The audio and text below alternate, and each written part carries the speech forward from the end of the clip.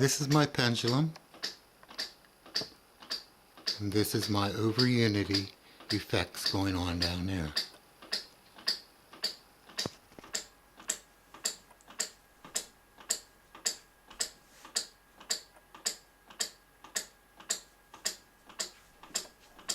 I'll first go over some details and then we'll get into the testing.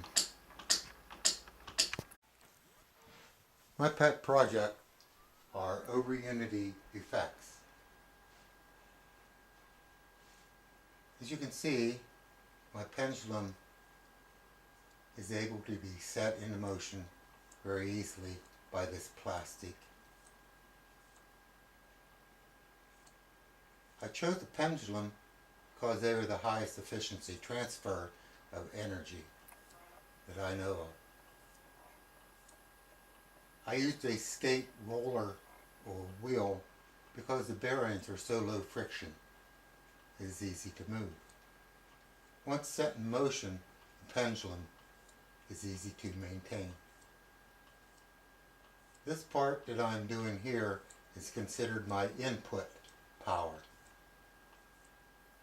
In over unity effects, I want to have the input power much less than the output power I get out of the system. Okay, this is my input. This is my control. This is my reference of the amount of force. I'm trying to use this small marking here as my point of contact best I can. This was working a set of 6 washers as my output. Let's see if my input, which I'm using to run the system, can lift this. If this can lift this, then there's no gain, because my input will be the same as my output. But if this cannot lift that, but can drive this input, then I may have something.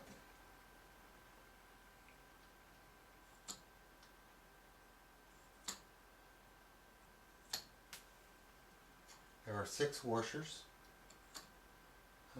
Coming back here, maybe a little bit more.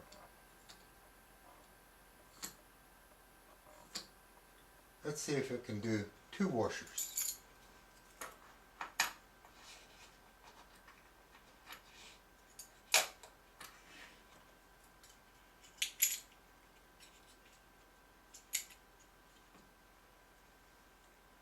Small input.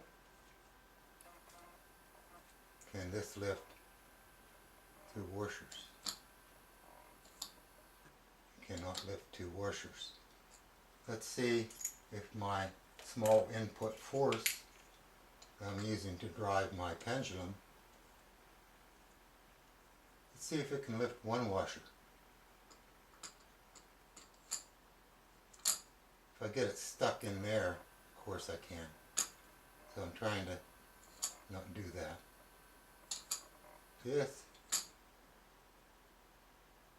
Just barely lift 1 washer.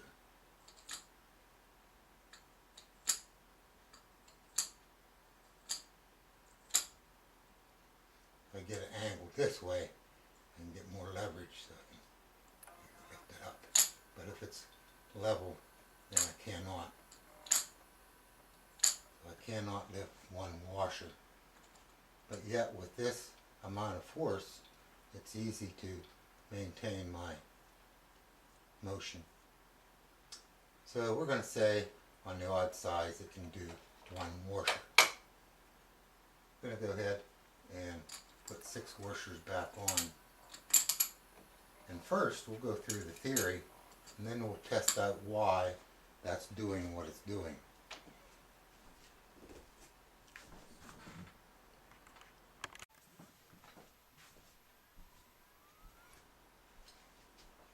This is similar to my moving output magnet. It's called a monopole.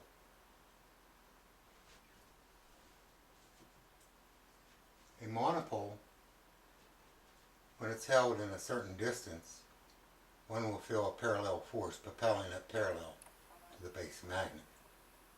I'll show this. My title, Ray's Hobbit World of Magnetism 1, is a very interesting subject, and I'm really interested to get into this with you. But we need to have the basic formulas and principles behind it understood.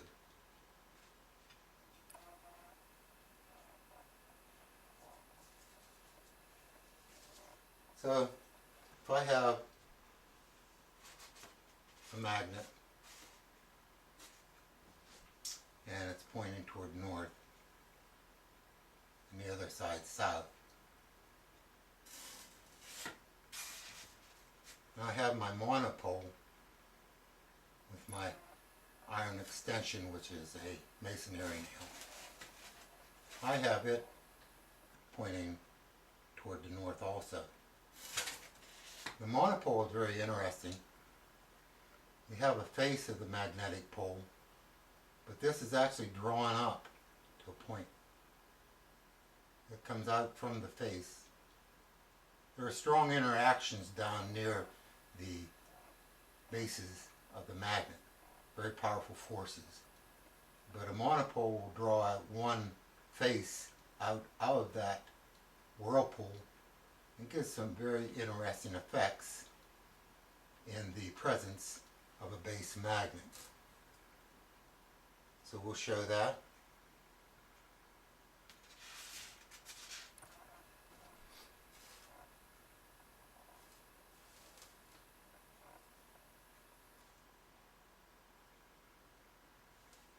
Okay, what's happening? I have a north point and a north point. Conventional magnetism says two like poles will repel. You see how it draws in and towards the other end and continues. This is on a second level. This is what I call second level magnetism. It's actually reverse of first level, or the region around and close to the magnet. Okay, now we'll have north and north, and let's see what conventional magnets do. They're supposed to repel, and they do. That's first level. Second level, they will attract. First level, repel, and attract. So you get the drift. But there is a force coming parallel to a monopole from the base magnet, that combination or result of those two forces.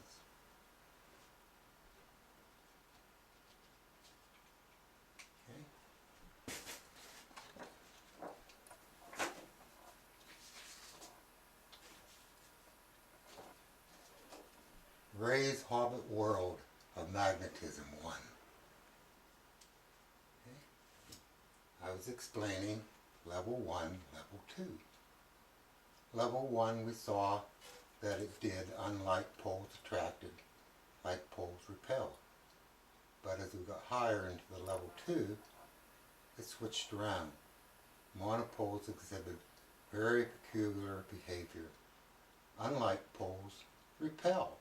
And like poles attract, but they're weaker forces. Level 1 are very strong forces. Level 2 are weaker.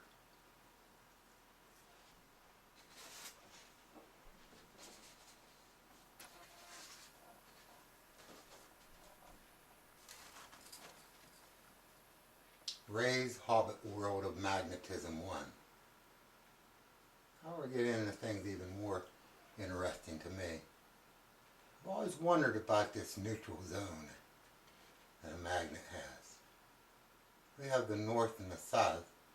That's covered in conventional books very well. This middle part, very strange to me. we have a strong force.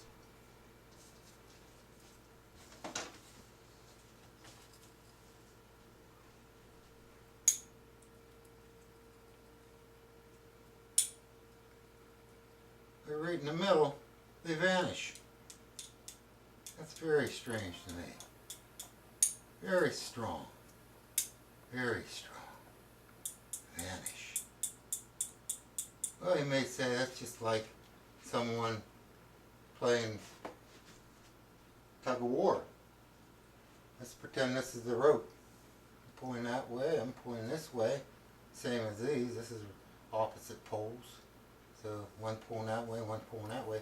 What's the big thing? Well, let's see if this holds true. Let's pretend this is our rope, and we cut it, and we tie an iron bar in there. Okay, we resume our game of tug of war, but I come in as a third party, and I start pulling this, and it resists, because they're pulling this way. I try to pull this way or that way, I feel great resistance. This way, that way, every way. But this magnet doesn't follow that as a conclusion. Maybe it's pulling that way or that way, I don't know. But it sure isn't doing anything there, that way, or that way until we get too far. So I say that's kind of strange to me. Maybe it's just the way I think. So I wanted to, it's just like a black hole, just sucks it up. So I call this the black hole of magnetism. Same thing others call it a neutral zone. I call it the Hobbit world of magnetism. Why? I wanted to know what was in there. But it's such a small area, I didn't know how to get in there to test it until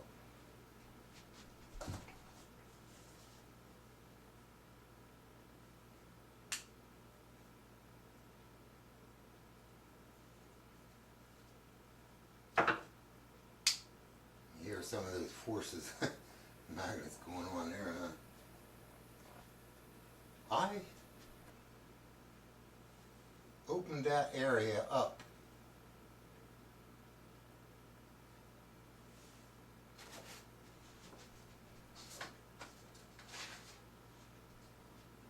And this is how I did it.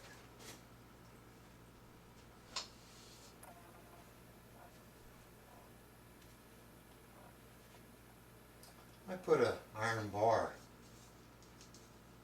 That's just like breaking this magnet up into two parts. Kind of odd too. Here's a north and a south, but on the inside it's the south and the north. Whether that means anything, I don't know. Yeah, I thought it was interesting.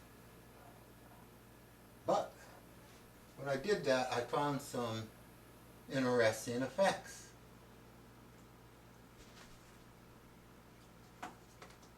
Just like when I was doing the testing with the Monopole, I had more area to work with, but I had to stay way away from it on the second level. This is another world down here. I call it the third world of magnetism. I can get very close now, and the interaction of forces are taking place at close distances. This is that black hole area I was talking about. This is the neutral zone that opened up. And it has a force there. It's a little bit about halfway between the strong forces and the weak forces. Maybe not quite as much. But it does have a force there. And then I found out the most important principle of all that makes my device work. The pendulum, the monopole, together. As the pendulum was coming through, I noticed something. I will show you first steps first.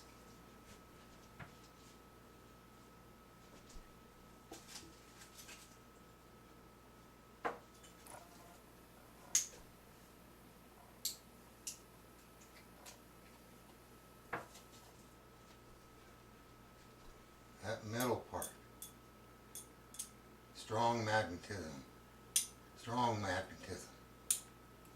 No magnetism, that's where it vanishes. But the other principle that's the most important that makes this thing work is that I can come into this area at a right angle. See that?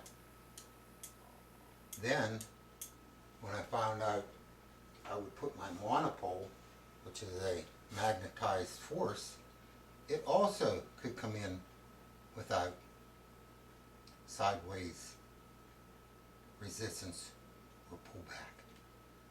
That meant I could have a two-way gate, a repeating gate. Every time it came past, it would fire again and again and again. My trouble over the years where I could have one gate fire once, but it wouldn't fire again. If I came back into it, it would resist it. This is a repeating gate. This may be the holy grail for me anyhow, but I could come in and still experience a force. Okay? So this is what makes this thing work with such very, very low input. And I get a high output compared to the input. This is where my over-unity effects are taking place. The Hobbit world is the same as an expanded neutral zone. This is opened up now. I found that little force coming in, but still it gave me a large force in the output.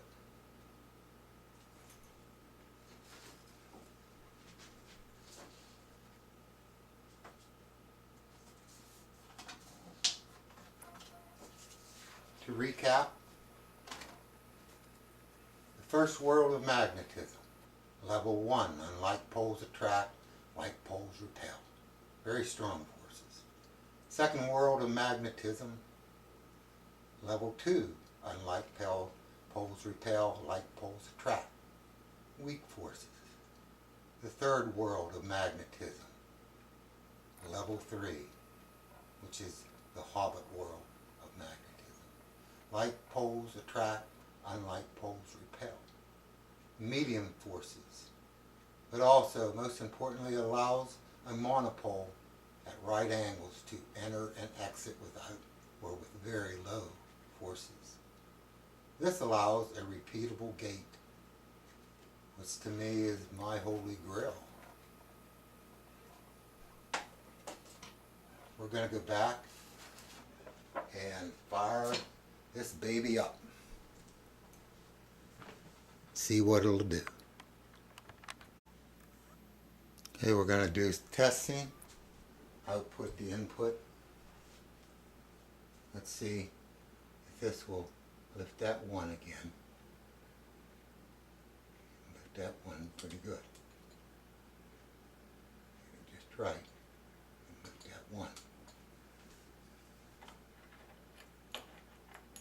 I'm going to go ahead and put 3, total 3.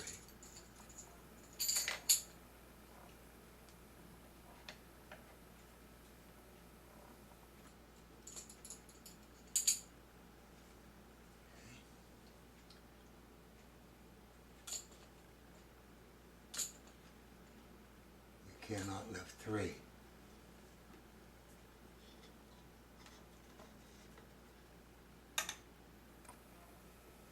Let's see, using this as my control mark, where I make contact, and see I can get my pendulum going.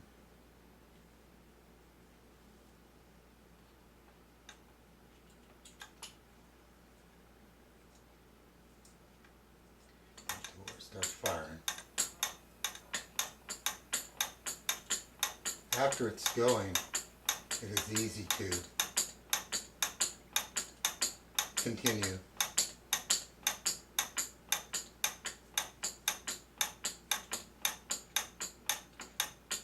So keep the pendulum swinging. Does not take much. I'm actually getting 2 firings for every cycle.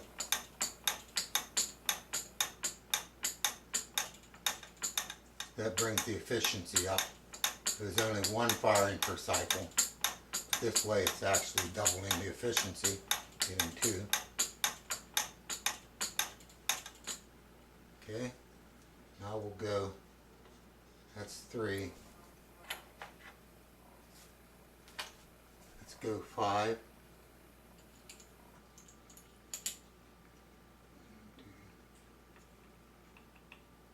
4, 5.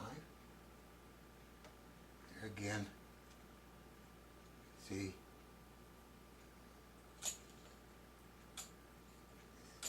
Cannot lift it. Cannot lift it.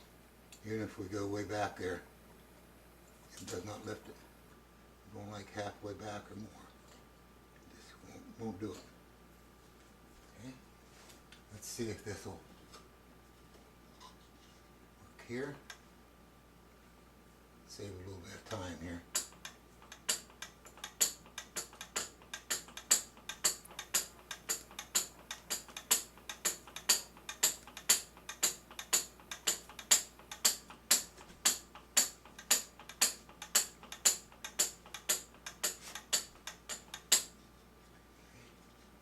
And 6. And we know it's not going to lift with our control.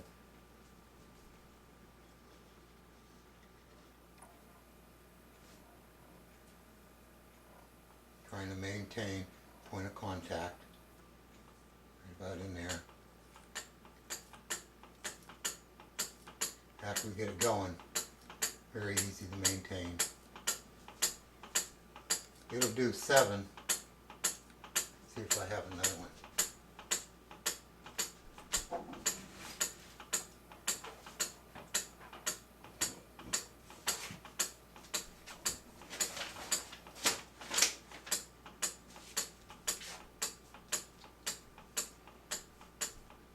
I don't see my 7.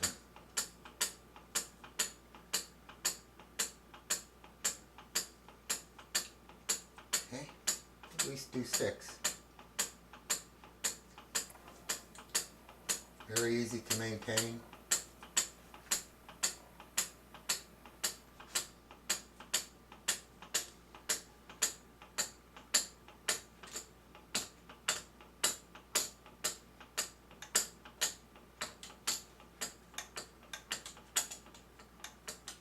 Cannot do that, but I can when I do the pendulum.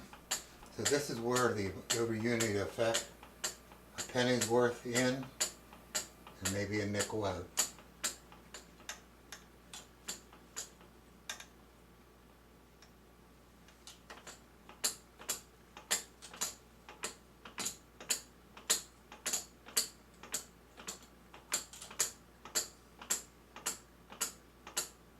So we have the monopole acting as a very low resistance to the swing coming in, but yet a strong force in parallel with it.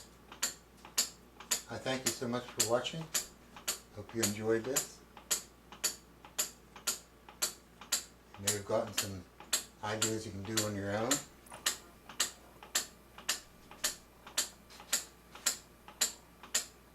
This is the dimensions, 1x1 neos on the iron bar, which is 1x2.5 inch iron, 4-inch masonry nail, and the 1/2 by 1/2 by 1 neo on the base of the monopole. Thank you very much. Enjoy your day.